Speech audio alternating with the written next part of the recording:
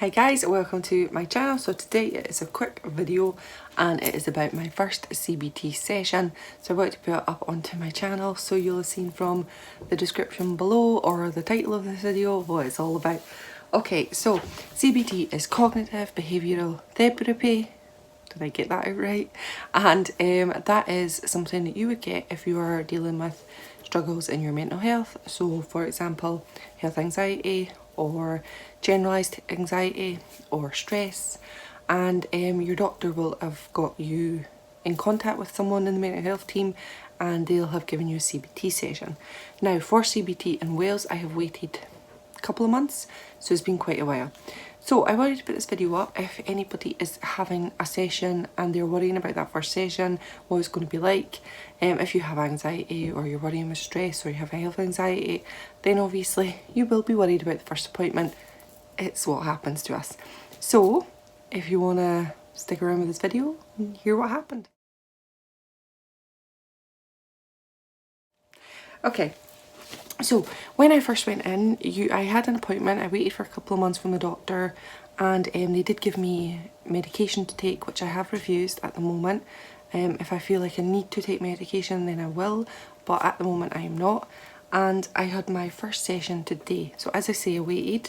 So it depends on your area, how long you have to wait and how long things happen. I mean, I had a flexible sigmoidoscopy a little while ago. I waited 5 months for that, whereas in other areas they waited, say, 2 months. So it all depends. So I'm coming at you saying that I waited for 2 months. You may wait longer or you may not wait as much. So honestly, this video is for information purposes, but it's only my opinion and my experience. So your experience will probably be completely different. And before we get into it, if you need anything or you feel like you need support, then please contact me on my email. I've had a few people contact me and I want to say thank you to them for contacting me. It's been lovely. It's been nice chatting with you guys, and my email address is lightninglass@yahoo.com, so please feel free to use that and mail me if you need to, because we're all here for support and all here to help each other. I got a little information leaflet before, and it had like all little boxes that you have to tick. So it's things like, do you feel isolated? Do you feel low? Are you anxious? Do you have intrusive thoughts? And then you just tick them all and they give you like a score on how your anxiety level is, and they can tell whether your anxiety or your generalised anxiety or your health anxiety or you are depressed. So there's lots of ways that they can tell by doing the score. I am not depressed at all, so my score for depression was really low, but for generalised anxiety, really, really high. So you get that little piece of paper before, they'll send it out to your house, you fill that in and keep it for the appointment. So when you get it, keep it for your appointment. And then they put me on a waiting list, and then I had a text say, do you still want to be on this? Said yes, sent the text back, and then I had a lady phone me and ask me if I could go through to Riska, which is about 42 minutes away from me, and they can't get anything closer to me. So that might be an issue if you live in rural places like I do, because it's 42 minutes to get there, 42 minutes back, and my husband had to take the morning off to take me along because I don't drive. So be prepared if you're in rural areas. If you're not, then you can maybe get quite close to yourselves. But I don't think they can give appointments just anywhere, which I thought they maybe could. When I was back home in Edinburgh they could, but here it's definitely a bit more difficult. So if you're in the rural areas, think about that, how you would maybe get there. So I turned up this morning for 11 o'clock, that's when it was my appointment. I was about a few minutes late because we didn't know how to get there, we'd never been there before, but she was fine with that. When I went in, it's a normal doctor's surgery, and I just went to reception and asked for the mental health team. It was very, very quiet, the reception area, but it doesn't matter anyway. We can say that we're there for mental health, what's wrong with that? So I went along, asked, and she then called me as the normal doctor's surgery. So it wasn't anywhere special or anywhere big, it was just a doctor's surgery, and she just called me normally, can Michelle Hurley go to this room? So there was nothing, or nobody in the waiting room would have known that I was going for that appointment. If that's something that is playing on your mind, don't let it play on your mind because they won't know. So when we popped in, she just asked me first of all how I was getting on, how I got there that day, is there any problems with getting there. So we had a real discussion about that. So they can come and go, they can choose how you're going to get on with how you get to the appointment, and they want to work it alongside you. And she did a few phone calls to see if she can get closer to me, so that was really nice of her. So there is ways that they can kind of like work together and try and make it easier for yourself, especially when you're dealing with mental health. You don't want to add on the stress then of how to get there, getting your husband to take time off work and all of this.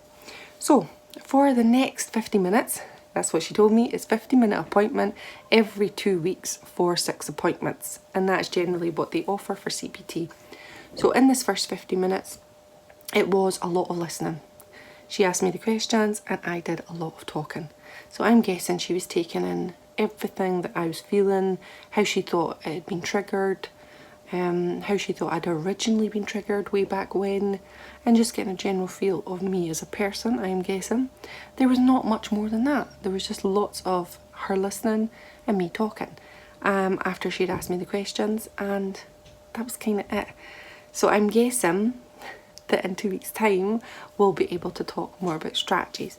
So as I was leaving, she said she wanted to give me a NHS self-help guide, and that is this here. So I think you can access this online if you want to have a look if you are suffering at any point. So yeah, maybe this one down here will give you what you need to know. And there's lots of information on here. So this is the table of contents that we have. So you have things like, is it normal to worry about it? When does worrying become a problem? What are the signs of health anxiety? Am I suffering from health anxiety? And it goes all the way down. And then page by page, you'll have things like here where you can tick how you're feeling. So how do you feel? Anxious, nervous, worried, a feeling of dread, tense, unreal, feeling tired or unwell, angry that people think your symptoms are all in your head. Yeah. How you think, common thoughts and images. And this I have to take back next week. I just did this when I came back. This is my type of thing for my head because I'm a controlling nature. Writing down, getting straight on it is something that I like to do. What do you do to so what are your compulsions, I guess? So go to the doctors frequently, ask friends and family, focus on one area for changing sensations, avoid any information on serious illnesses. What happens to your body? So these are things like your odd sensations, body aching, breathing changes, dizzy, lightheaded. As you can see, there's lots ticked. And then it has a little bit here about, this is the cycle. And this is the cycle that we're in. So it's the triggers. So you can have a trigger, something that happened, and that'll trigger you off. Then you'll have a feeling of tension and threat, and then you'll focus on your bodily symptoms. You'll have worrying thoughts, and then you'll have the behaviour.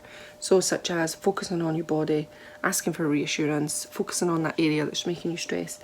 Then you'll have anxiety and increased symptoms. So you will have the headache, the shortness of breath, the tingling, the shakiness, and the added extra of all the other symptoms. And then you'll focus on the bodily symptoms and it'll go all the way back round. And this is the vicious cycle of health anxiety. Right, so there was a little bit down here which I thought was really quite interesting, and it was, why should I try and stop worrying about my health? Isn't that dangerous? And it said, like, you can never be too sure that your health is perfect. You can waste a lot of time worrying that something is seriously wrong and picturing the outcome if it is. Imagine you're a 9-year-old and you're looking back and you're thinking, well, there was nothing wrong and I wasted all those months. Which of course all health anxieties do think that, but then it still comes back. What good things could you do if you were not worrying about your health? And then this was the big thing that was really, really insightful to me. And it's, if you think about one part of your body for too long, you're bound to notice strange sensations. So try focusing on your throat for a few minutes. Swallow 3 times and notice how this focus brings on a difficulty in swallowing and sensations in that area. And this is something that I haven't thought about for a long, long time since I did CBT originally. And it's so true. If you now spend 3 minutes focusing on your swallowing, you're going to have a struggle in that area. And that's something that I'd never really thought about. So that is something I'm going to be thinking about in the next few weeks. So it gives you advantages and disadvantages of the worrying, and then how you can bring it down a little bit, and how you ask people for reassurance, and how you check, because there's a few checks that I do in this area. I won't talk about it. So I'm going to try and limit those checks. And yeah, then you go on to things like your worry and thought, and then a balanced thought. So a worried thought is any new body changes and symptoms is a sign of something serious. I seem to have a lot of headaches just now. So the balanced thought is people do have body changes and symptoms all the time. It's normal and not really a sign of serious illness. Headaches can be a sign of stress or dehydration. So that's the balanced thought. So there's a little bit at the bottom that you can say what your worry is and then your balanced thought, and try and do that with any worries that you have. And then that is the end. And so it gives you a little bit of information on how you can find some extra bits of information from health anxiety or anxiety in general, NHS, your choices, your health, books and websites that may be useful.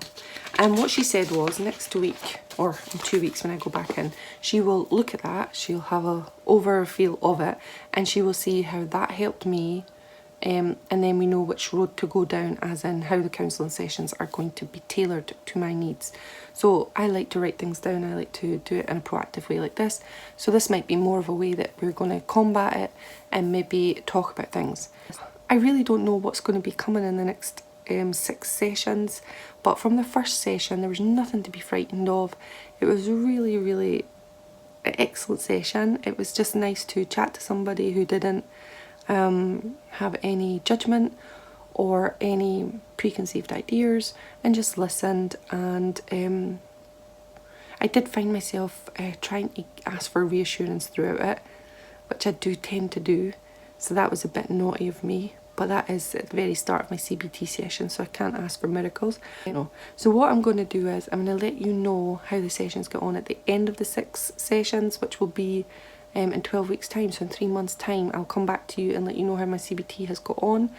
But yeah, this is how I am going to progress now. I'm going to do the fortnightly CBT sessions, but I'm not going to be taking the medication, and that is it.